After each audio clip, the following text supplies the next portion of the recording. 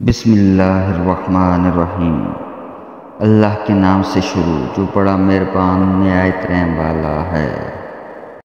روز ملنا اور پاس رہنا آسان نہیں، لیکن روز دعاؤں اور اچھے الفاظوں میں یاد کرنا مشکل بھی نہیں۔ رب کائنات آپ کو ہمیشہ خوشحال اور آباد رکھے، آمین یا رب العالمین۔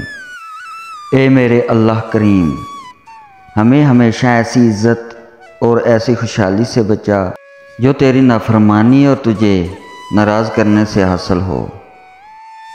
جو لوگ اپنی دعاؤں میں دوسروں کو شامل کرتے ہیں، خوشیاں سب سے پہلے ان کے دروازے پر ہی دستک دیتی ہیں۔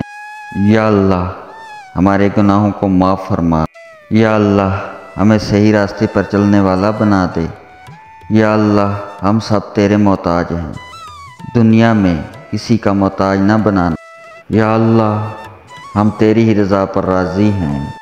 میرے گمان کی چھوٹی چھوٹی دعاؤں پر یا اللہ اپنی شان کے مطابق تو کن فرما دے۔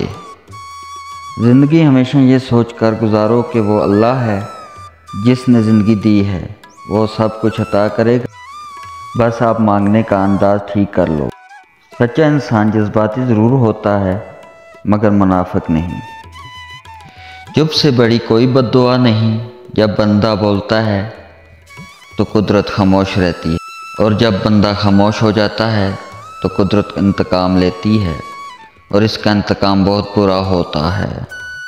خیال رکھیے کسی کو دیے گئے دکھ کہیں آپ کی دعاؤں میں رکاوٹ نہ بن جائیں۔ غلطیاں کیجئے پر خدا را کسی کے ساتھ غلط مت کیجئے۔ یہ آہیں بہت خطرناک ہوتی ہیں، معیشت تک انسان کا پیچھا نہیں چھوڑتی، اور یہ آہیں نسلوں تک جاتی ہیں۔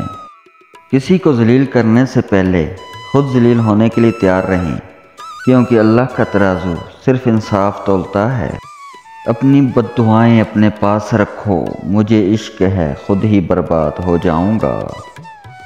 ان بد دعاؤں سے ڈرو جو بول کر نہیں دی جاتی۔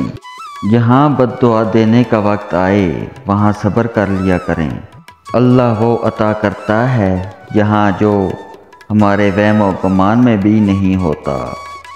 ضروری نہیں کہ کسی کی آہ یا بد دعا پیچھا کر رہی ہو، بعض دفعہ کسی کا صبر بھی زندگی برباد کر سکتا ہے۔